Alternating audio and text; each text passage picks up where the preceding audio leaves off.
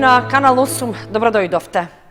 Семејствата со лош социјален статус од Кочани кои немаат сопствен дом ќе можат да конкурираат за стан во новата стамбена зграда, чија изградба е веќе почната. Увид во градежните работи на објектот, како и на рехабилитацијата на булеварот Тодосија Паунов, направија министерот за транспорт и врски Благој Бочварски и градоначалникот Николчо Илиев.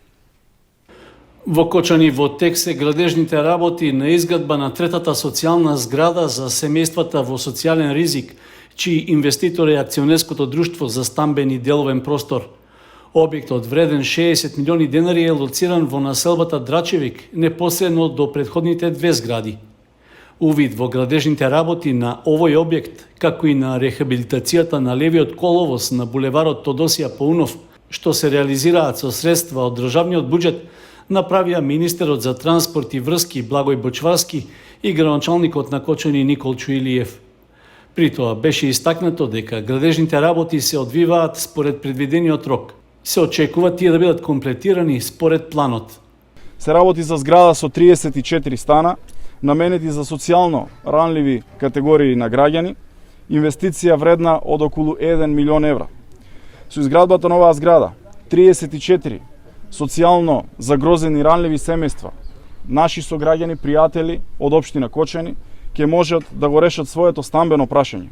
Денеска со градоначалникот подпишавме договор за имплементација за рехабилитација на улицата Теодосија Паунов, како дел од проектот на Министерството за транспорт и врски за реконструкција на локалните улици и патишта во општините. Предвидено е реконструкцијата на левиот дел од улицата Тодор Паунов да биде завршена во наредните 15 на дена, за што веќе градежните активности се во тек. Инвестицијата на оваа улица, која што се реализира преку Министерството за транспорт и врски, е 6,6 милиони денари. Би сакал да напоменам дека преку буџетот на Министерството за транспорт и врски до општина Кочани преку блок дотации беа распределени 6 милиони денари за изградба на кружни текови токму на оваа улица. Градоначалникот Илиев се заблагодари на поддршката од ресорното министерство за изградбата на третата социјална зграда, како и за инвестициите во сообраќајната инфраструктура во општина Кочани. Се заблагодарам и на граѓаните од овој дел на градот за разбирањето што го имаат за изградбата на ова зграда, бидејќи на вистина на еден оваков начин можеме само да ги решаваме проблемите на граѓаните, додека проблемите со кои се соочија со неодговорните жители на, односно лица кои што живеат во овие две згради, на вистина очекувам надлежните да ги преземат сите потребни мерки, се со цел да се почитува јавниот ред и сите ние да бидеме одговорни луѓе кои знаеме да ги почитуваме и куќниот ред, меѓутоа и законите во нашата држава. Очекуваме наскоро, односно во наредниот период да започне реконструкцијата уште на двете улици кои се веќе добиени по повик. Тоа е улицата Раде Кратовче, каде што ние заедно со јавното комунално претпријатие веќе извршивме потребната реконструкција на водоводната и атмосферската канализација, така да останува уште работните што треба да ги завршиме на ГШ Вегентиев и таа да биде спремна за целосна реконструкција, пошто граѓаните на овие два дела на градот на вистина ќе добијат нови пристојни улици кои што е се повеќе од потребни, бидејќи овие улици се едни од најстарите во градот Кочани. Директорот на акционерското друштво за стамбен и деловен простор Кристијан Трајковски нагласи дека по завршувањето на овој проект за изградба на социјални згради ќе следува нов за уште 20 на локации во целата држава. Во делот на рокот на изградбата е 18 месеци. Зградата чини околу 60 милиони денара. Очекувам дека изведувачот ќе го испочитува рокот, како и останатите згради кои што ги градевме во Свети Николе, во Виница и така натаму, ќе бидат можеби завршени пред временскиот рок кој што е предвиден согласно договорите. При работната посета на Кочани, министерот Бочварски нагласи дека за градежните активности за рехабилитација на дел од коловозот и за изградбата на кружни текови на булеварот Тодосија Паунов од државниот буџет се инвестирани вкупно 12,5 милиони денари. Поставен е камен темелникот на новиот објект на затворен градски пазар во Виница. На свеченоста присуствуваше премиерот Зоран Заев, а беше најавено дека функционалниот и современ објект треба да биде готов за околу една година. До крајот на идната година Виница треба да добие нов затворен градски пазар, лоциран на местото на стариот во централното градско подрачје. Такви се плановите што беа искажани на свеченоста по повод ставањето на камен темелникот и на почетокот на градежните работи на објектот, а на која присуствува и премиерот Зоран Заев, вице-премиерот Лјупчо Николовски и директорот на Агенцијата за финансиска поддршка во земјоделството и руралниот развој Никица Бачовски. Беше речено дека се работи за еден од најзначајните капитални објекти за граѓаните од Виница и околните места во регионот.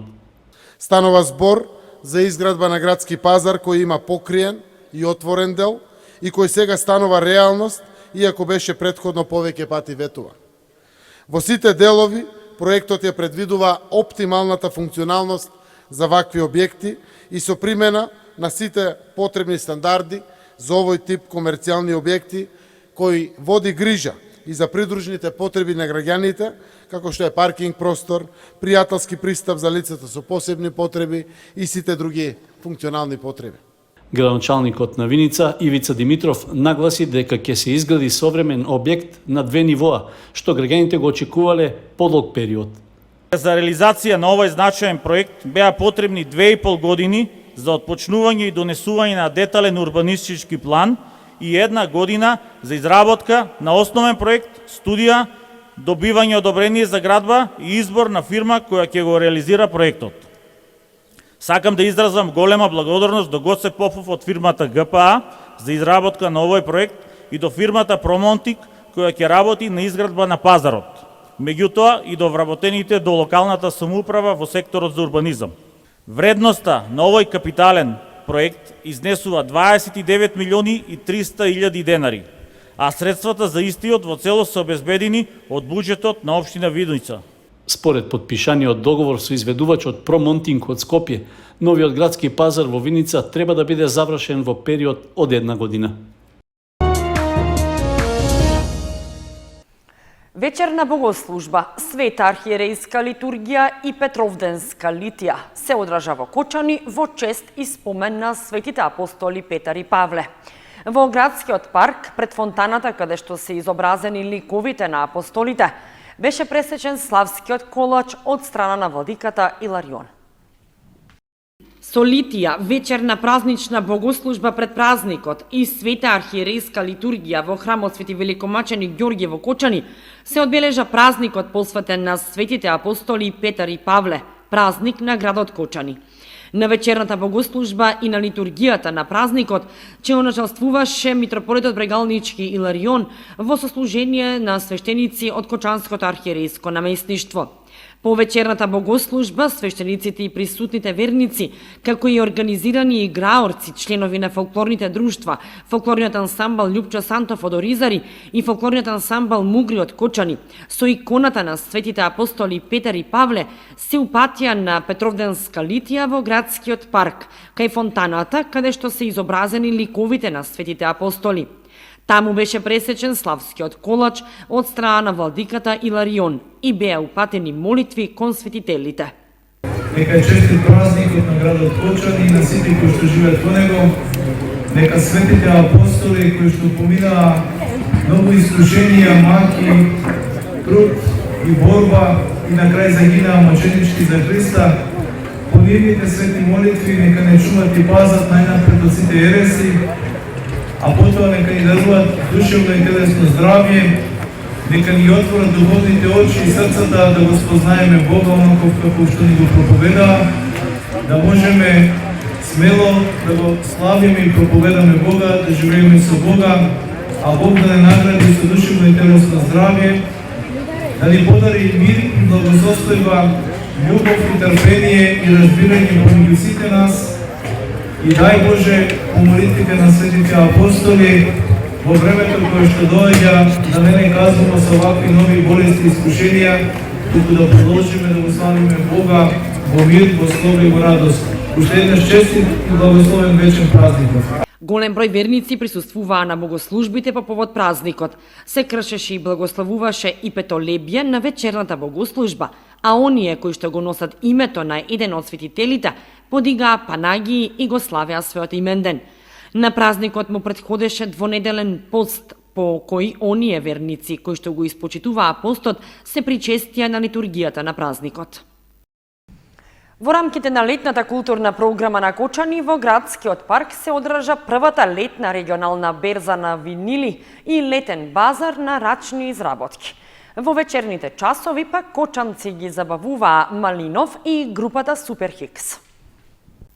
За време на викендот, а во рамки на летната културна програма на Кочани, во градскиот парк се одржа првата летна регионална берза на винили. Кочанци имаа ретка можност да видат и да си купат од изложените разновидни грамофонски плочи на 15 домашни и странски изложувачи од Србија, Црна Гора, Албанија, Косово, Бугарија и Македонија. Настанот беше проследен со настап на регионални и локални диџеи и артисти. Се работи за еден мултимедијален настан кој што ја промовира урбаната култура и една тенденција за Кочани да биде Кочани да се врати на местото на пиедесталот кој што некогаш го имали, се надевам и во иднина ќе го има, а тоа е центар на културата на источниот дел од Република Македонија, настан кој што верувам бргу ќе доведе до една таква ситуација во која што многу почесто ќе иницира слични настани. Она што вчера го видовте Супер Хикс концертот, после долго време и за нив и после долго време и за самиот град Кочани е навистина квалитетен концертен настан кој што покажа дека публиката од градов, меѓутоа морам да напоменам дека имаше доста луѓе од регионов, значи луѓе кои што ги знам и кои што специјално дојдоа за настанов. Верувам дека уживаа и верувам дека одгласот од овој настан бргу ќе се прошири и во некоја следна прилика ќе има уште повеќе луѓе. Паркот е како создаден за таков, за вакви културни настани. А тоа беше значи вториот ден, првиот ден се надевам дека дел од вас исто така беа на патувачкото кино на Македокс, кај што беше инсталирана во паркот проекција на музички документарци, цртани филмови и така. И третиот ден, значи тродневен настан, иако во континуитет се случуваат и некои пропратни настани на други локации во градот, ова конкретно што се случува во градскиот парк. И третиот ден имаме берза на плочи. Овде има продавачи на плочи од регионов, значи има Зрењанин, Ниш, Белград, Подгорица, очекуваме да дојдат и од Приштина и нормално од Македонија, од Куманово, од Скопје, од Кочани. Тоа е едно дружење кое што верувам ќе биде традиционално и во иднина во Македонија. За прв пат во Македонија се случува летна берза. До сега 3 се случија во Скопје зимски варијанти. За прв пат се случува една летна варијанта. Јас сам из Ниша, значи Србија. Јас сум од Ниш, од Србија. Имам продавница за плочи во Ниш и долго време соработувам со Тошо Филиповски. Повеќе пати учествував на берзите во Скопје и еве сега сме во Кочани. Освен како изложувач на плочи, имам и свој диџеј кој пушта музика. Убаво е. Главно нудам комерцијална музика. Ги имам и Пинк Флојд, Балашевиќ и други со голем избор. Можам да кажам дека веќе во Србија се враќа стариот начин на слушање музика. Младите се повеќе бараат плочи и грамофони и тоа е како некој тренд. Тука сум повеќе заради дружење. Сакав да дојдам во Македонија, бидејќи прв пат доаѓам. Освен берзата на винили во градскиот парк, паралелно се одржуваше и летен базар на рачни изработки. Базарот беше од продажен и хуманитарен карактер, каде што граѓаните можеа да си купат изработки со што ќе ги подражат креативците во нивните мали бизниси. Во однос на хуманитарниот дел се собираа средства за помош во лекувањето на Марија Стојкова од Кочани. Во саботата вечерта вистинско освежување беше настапот на групата Супер Хикс, кои цели 2 часа ги забавуваа кочанци и свиреа и пееја познати домашни и светски хитови. Како предгрупа на Супер Хикс настапи бендот на Малинов, кои исто така одсвирија познати песни на кои кочанци се забавуваа.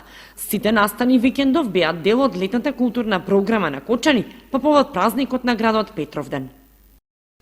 Во рамки на одбележувањето на Петровден, викендов на Осоговските планини се одржа велосипедската тура Осоговска авантура и традиционалниот етнофестивал на власите од регионот. Стотина велосипедисти од повеќе градови во државата учествуваа на 4-тото издание на планинската велосипедска тура Осоговска авантура, што ја организираше велосипедската група МТБ Исток од Кочани. Учесниците успешно ја поминаа патеката од Пониква до Царев врв со должина од 40 км и со висинска разлика од 1000 метри. Годинава должината на патеката беше малку скратена поради условите создадени со пандемијата. Оваа тура е наменета за растечката заедница рекреативци кои спортуваат со планински велосипеди, а главна цел за организирањето е да им се доближат природните убавини на Осоговието и потенцијалите за планински спортови во овој крај. Велосипедската тура Осоговска авантура се реализира со финансиска подршка од општина Кочани, а е дел од програмата за одбележување на Петровден, празникот на градот. Во рамки на прославувањето на празникот, во спортско-рекреативниот центар Пониква се одржа и 14-тото издание на етнофестивалот на Петровден Сите на планина, чиј организатор е влашката пеачка група Грамостеањ од Скопје. Традиционалниот влашки етнофестивал на Пониква се организира со финансиска подршка од општина Кочани. На овогодишната средба на власите присуствуваше и романската амбасадорка во нашата држава Адела Моника Аксинте. Влашкиот етнофестивал е дел од општинската програма за култура и се одржува по повод верскиот празник посветен на Свети Петар, заштитникот на Кочани. На барање на ори за производителите се креираше мерка за финансиска подршка за набавка на специјални комбајни за ориз. Беше речено на пресот што го одржа пратеничката во собранието Марија Ангелова. За прв пат на барање на оризопроизводителите се креираше мерка за финансиска подршка за набавка на специјални комбајни за ориз. Сите апликации се одобрени. 25 оризопроизводители ќе ги намалат трошоците за прибирање на родот со ориз. И најважно, со овие комбајни ќе се реши проблемот со палење на оризовата слама. Во тек е јавниот повик од ИПАР програмата за мерка 7, преку која во наредниот период на микро и малите предпријатија на располагање им се 9,6 милиони евра за реализација на инвестиции во повеќе сектори. Висината на финансиската подршка ќе се движи од 1500 до 1 милион евра. Ова се сериозни средства кои ќе имаат директен импакт врз развојот на постојните, како и отворање на нови, мали и микро предпријатија кои се главните мотори на домашната економија. Остануваме посветени кон финансиската подршка и развој на секој земјоделец и секое земјоделско стопанство. Инвестираме во производство на прехранбени и непрехранбени производи. Инвестираме во занаетчиски дејности, инвестираме во услуги за руралното население и руралниот туризам. Денешната работилница е токму во насока на зајакнување на капацитетите за вклученост во општествените процеси на девојки и жени со ограничени економски можности кои живеат во руралните области на нашата општина. Заедно со нашиот градоначалник Николчо Илиев, заменик министерот за земјоделие и шумарство и водостопанство Трајан Димковски и раководителот на секторот за рурален развој Гоце Георгиевски ќе бидеме дел од иницијатива која долго време никој не ја размислува, а секој поединец е еднакво важен при градење на едно општество. Дебата за зајакнување на капацитетите на младите рурални девојки и жени од Кочани се одржа како идеја на форумот на жени на општинската организација на СДСМ од Кочани. Иницијативата е прва од ваков вид во Македонија и се реализира во општина Кочани. Во рамки на иницијативата за зајакнување на капацитетите на младите рурални девојки и жени со ограничени економски можности, во Кочани се одржа јавна дебата за можностите и економските перспективи на руралните жени. На дебатата присуствуваа заменик министерот за земјоделство, шумарство и водостопанство Трајан Димковски, пратеничката во собранието од редовите на СДСМ Марија Ангелова, градоначалникот Николчо Илиев и раководителот на секторот за рурален развој Гоце Георгиевски. Присутните имаа можност да споделат идеи за потребите, проблемите и можностите со цел имплементирање на идеи во креирањето на локални и рурални политики. Министерот Димковски ја истакна поддршката на Министерството за земјоделство во креирањето на политики за зајакнување на позицијата на руралните жени и можноста за нивно активно вклучување.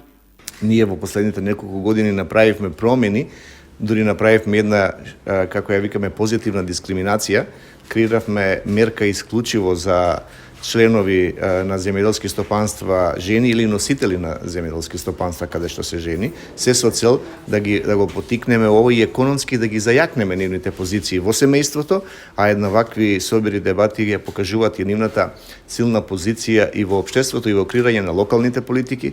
Ние направивме неколку чекори се во цел да она домашното производство го јакнеме, а токму кога велам домашното на семејното производство, доминантни или носители на сето тоа се токму домаќинките. Како нив да ги вметнеме во програмите, како нив да им се дадат повеќе средства, се со цел, велам, таа нивна позиција во руралните средини да јакне. Иницијативата е прва од ваков вид во Македонија и се реализира во општина Кочани. Имплементатор е Ивана Максимова, председателка на форумот на жени на општинската организација на СДСМ Кочани.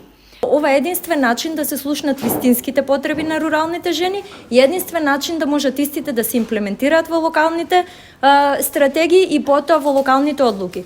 Ова иницијатива се реализира 3 месеци и треба на 15 август да заврши со промоција на една предлог политика која точно ќе ги нотира сите проблеми на руралните жени и која секој збор и секој мислење кој учесниците го дадоа на оваа работилница ќе може да го преточи во дела. Иницијативата за јакнување на капацитетите на младите рурални девојки и жени со ограничени економски можности за учество во политики на општина Кочани се реализира во рамки на поддршка на изборните реформи во Северна Македонија, проект на Швајцарската агенција за развој и соработка кој го спроведуваат Меѓународната фондација за изборни системи и нејзиниот партнер Националниот младински совет на Македонија под слоганот Чекор кон најдоброто.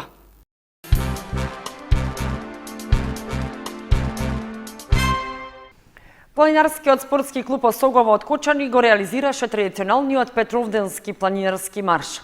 Членовите на клубот, како и гости од 20 на клубови во државата, пешачија на патеката од Горна Цера до врвот Китка. Над 250 планинари од 20 на планинарски клубови од целата држава учествуваа на традиционалниот Петровденски марш на Осоговските планини. Маршот, што годинава се одржа по 14 пат, го организираше планинарскиот спортски клуб Осогово од Кочани. Учесниците ја поминаа патеката долга 7 километри од селото Горна Цера до врвот Китка на надморска височина од 1903 метри. Според председателот на планинарскиот спортски клуб Осогово, Тошо Антов, годинава овој настан бил еден од најмасовните досега, а временските и другите услови биле одлични. Пред неговото одржување, патеката целосно беше маркирана и обележана, како и местата каде попатно има извори на вода за пиење. Учесниците имаа можност да соберат и планински чаеви и шумски печурки. Со маршот, планинарскиот спортски клуб Осогово се придружува во одбележувањето на Петровден, празникот на Кочани. Антов додаде дека вистинско задоволство за нив како организатори е што планинарите од најразлични возрасти успешно ја поминале патеката. При тоа низ солзи радосници искажувале благодарност за беспрекорната организација со барање наскоро да се одржи слично планинарско дружење. Во рамки на маршот на најмладите и на највозрастните планинари им беа доделени признанија. За сите учесници беше обезбеден планинарски ручек во манастирскиот комплекс Света Богородица Еленец во селото Горна Цера.